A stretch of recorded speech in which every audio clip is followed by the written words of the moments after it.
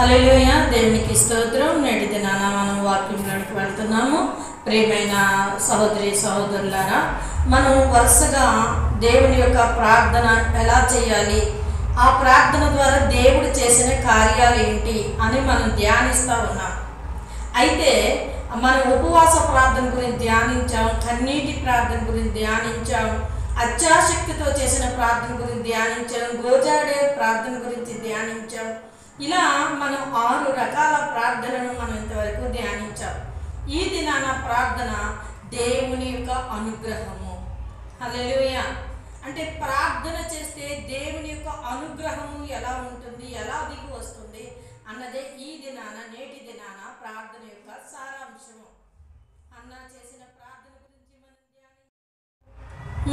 ఇలా ఈ దినాన దేవుని యొక్క అనుగ్రహం, ఆయన అనుగ్రహం ఎలా చూపిస్తారు అన్నదే ఈ యొక్క ప్రార్థన యొక్క సారాంశం. కనుక వాక్యాన్ని మనం ధ్యానిద్దాం, జాగ్రత్తగా దేవుని వాక్యాన్ని విందాం, వాక్యంలోనికి వెళదాం. ఆదికాండము 24వ అధ్యాయము 12వ వచనము. నా యజమానుడగు అబ్రహాము దేవుడైన యెహోవా నేను వచ్చిన ఈ కార్యమును త్వరలోనే సఫలం చేసి నా యజమానుడగు అబ్రహాము మీద అనుగ్రహము చూపుము, చిత్తగించుము. నేను ఈ నీళ్ల ఊట యొద్ద నిలిచి ఉన్నాను. ఈ ఊరు పిల్లలు నీళ్లు చేదుకున్నట్టుకు వచ్చుచున్నారు. కాబట్టి నేను నీళ్లు త్రాగునట్లు నీవు దయచేసి నీ కడవ ఉంచమని నేను చెప్పగా నీవు త్రాగుము, నీ ఒంటెలకును నీళ్లు పెట్టెదనని ఏ చిన్నది చెప్పినో ఆమెయే నీ సేవకునైన ఇస్సాకు కొరకు నీవు నియమించినదిగా ఉండునుగాక. అందువలన నీవు నా యజమానుని మీద అనుగ్రహము చూపుదువని తెలుసుకొందును అనెను. హల్లెలూయా. మనందరికీ తెలిసిన వాక్యం. అబ్రహాము గారి దగ్గర నమ్మకమైన పనివాడైన ఆ యొక్క ఎలియాజరుకి అబ్రహాము గారు ఒక పనిని అప్పగించారు. ఏంటి ఆ పనిని అంటే, తన కుమారునికి వివాహం చేయాలనుకున్నారు. వివాహం చేయాలనుకుని మరి తన యొక్క బంధువుల ఇంటికి వెళ్ళమని ఆ ఎలియాజరుకు ఆ పనిని అప్పగించారు. అప్పగించినప్పుడు ఎలియాజరుకి అసలు అబ్రహాం బంధువులు ఎవరో తెలియదు, వారు ఎలా ఉంటారో తెలియదు, వారు ఎక్కడ ఉంటారో కూడా తెలియదు. ఆ ఊరు పేరు చెప్పి అక్కడికి పంపించారు.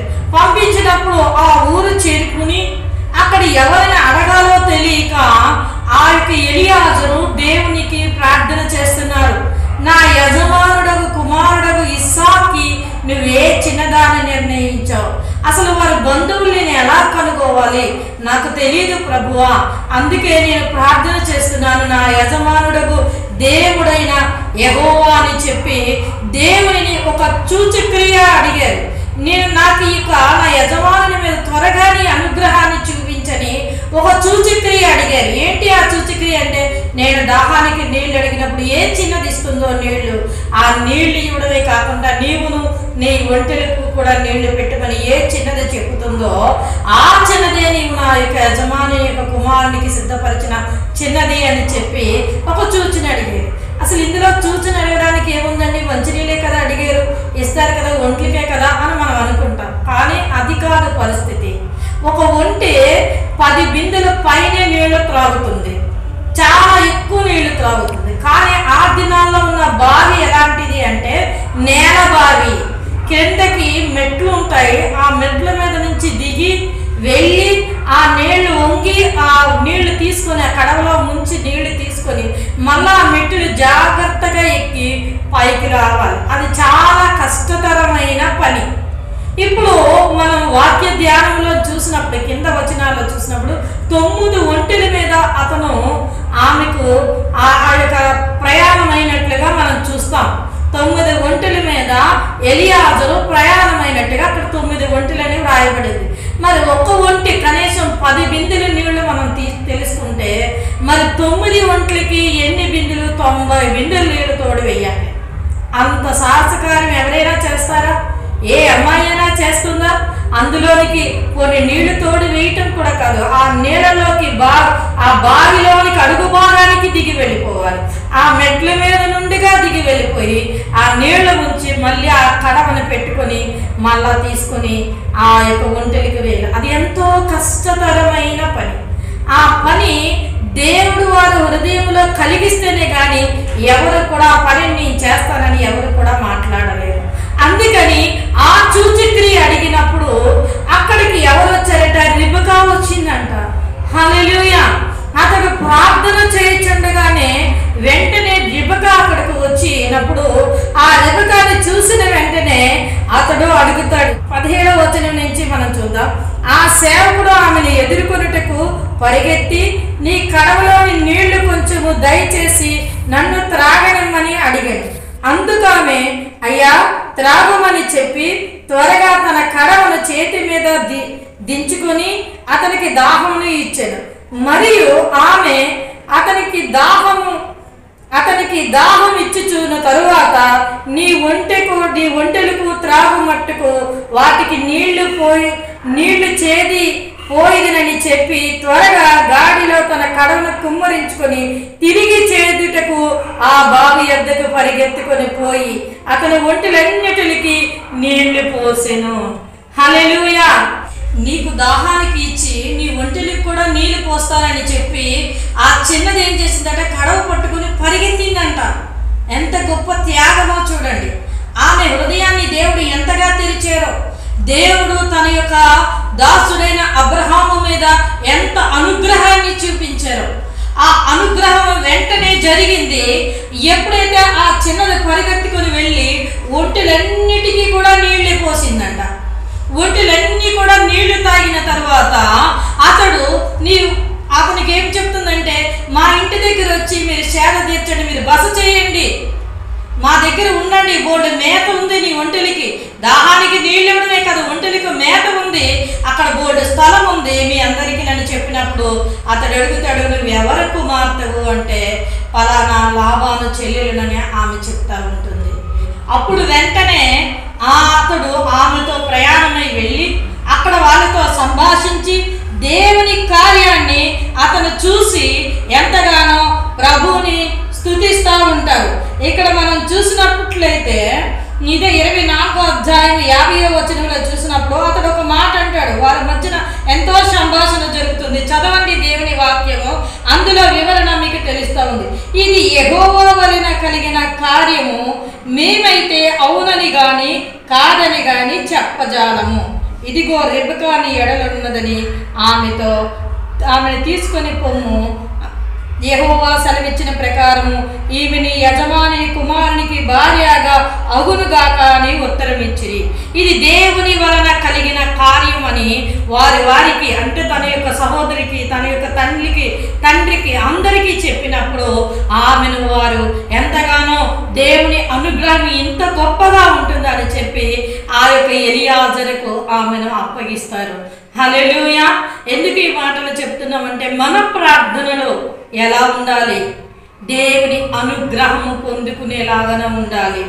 దేవుని అవసరమైతే దేవుడు నీకు ఒక పని అప్పగించినప్పుడు ఆ పనిలో నువ్వు నమ్మకంగా చేసినప్పుడు, దేవుడి నీకు అప్పగించిన పనిని నువ్వు నమ్మకత్వంతో చేసినప్పుడు, ఆ పని నీకు విఫలమవుతున్నప్పుడు నీవు సఫలమవటానికి దేవుని సూచక్రియ అడిగి ప్రార్థన చేసినప్పుడు, దేవా నువ్వు చెప్పిన ఈ పనిని నేను చేయడానికి సిద్ధంగా ఉన్నాను, కానీ ఎలా చేయాలో నాకు తెలియటం లేదు ప్రభువా, నీ అనుగ్రహాన్ని నాకు చూపించు ప్రభు అంటే ఆయన వెంటనే తన అనుగ్రహాన్ని ఆయన కలిగించి నీకు కార్యరూపంగా ఆయన నీకు జవాబును అందిస్తారు.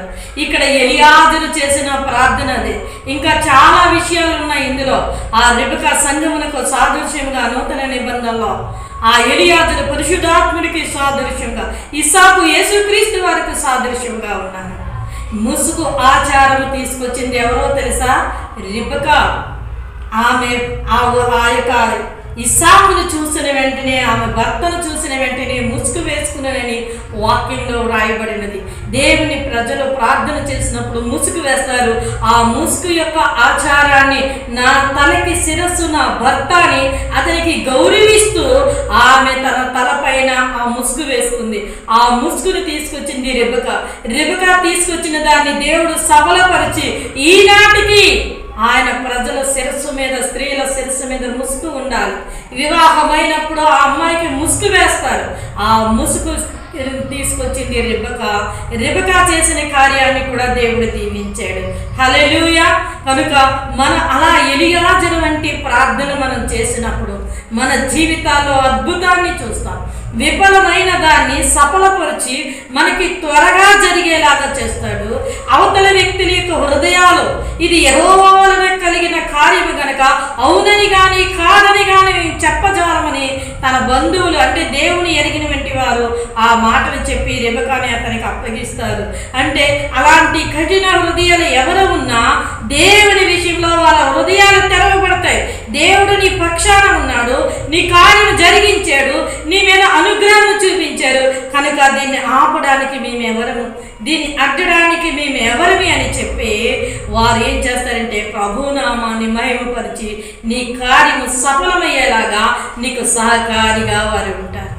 కనుక మనము దేవుని అనుగ్రహం పొందే ప్రార్థనను మనం జరిగించాలి. మనం ధ్యానిస్తూ ఉన్నాం. బైబిల్లో చాలా ప్రార్థనలు ఉన్నాయి. అబ్రహాం గారు చేశారు, ఎలీషా చేశారు, చాలా ప్రార్థనలు ఉన్నాయి. అయితే ఇవి ప్రత్యేకమైన ప్రార్థనలు. దేవుని యొక్క కృప పరలోకం నుండి భూమి మీదకి ఏ విధంగా దిగి వస్తుందో అన్నదే ఈ యొక్క ప్రార్థనల యొక్క సారాంశము. వారు ప్రార్థన చేసి ఎలా విజయాన్ని పొందుకున్నారు, దేవుని కార్యాలను ఎలా జరిగించారు, దేవుని నామాన్ని ఎలా మహిమపరిచారు అన్నదే ఈ ప్రార్థన యొక్క ఈ విశిష్టత. కనుక నీవు కూడా అలాంటి మనసు కలిగి అలాగ దేవుడు అనుగ్రహం చూపించేలాగా నీ వ్యక్తిగత ప్రార్థనను చేసినప్పుడు నీకు ప్రతి పని కూడా నీకు సఫలమవుతుంది. నీకు గొప్ప ఆదరణ వస్తుంది. నీకు ఎవరైతే వ్యతిరేకంగా ఉన్నారో వారు హృదయాలు తెరవబడి వారు నీకు సహాయ సహకారులుగా నిలబడి ప్రభు నామాన్ని మహిమపరుస్తారు. కనుక మనం అలాంటి ప్రార్థన చేసి ప్రభుతో సహవాసం చేసి దేవుడిచ్చిన దీవెన ఆశీర్వాదాలు పొందుకుందాం. కొద్ది మాటలు దేవుడు దీవించును గాక. మనం కళ్ళు మూసుకుందాం, ప్రార్థన చేసుకుందాం. మహాపరిశుద్ధుడు వేలు మా ప్రియ పరలోక తండ్రి దేవా, ఇంతవరకు మీ పరిశుద్ధ ఆత్మశక్తి చేత మీరు నడిపించినందుకు వందనాలు ప్రభువా. ఇదిగో తండ్రి నాయన ఎలియాజరు చేసిన ప్రార్థన మీరు ఆలకించి వెంటనే నాయన మీరు అనుగ్రహాన్ని చూపించారు. తను ఇంకెక్కడికి వెళ్ళి వెతక్కుంటా మీ శ్రమ పడకుండా ప్రభువా తండ్రి నాయన తన కార్యము సఫలమయ్యేలాగా ప్రభువా మీరు పరలోకం నుండి ఆ కార్యాన్ని సఫలపరిచారు తండ్రి. రెబెకాకి అలాంటి మనసు ఇచ్చారు.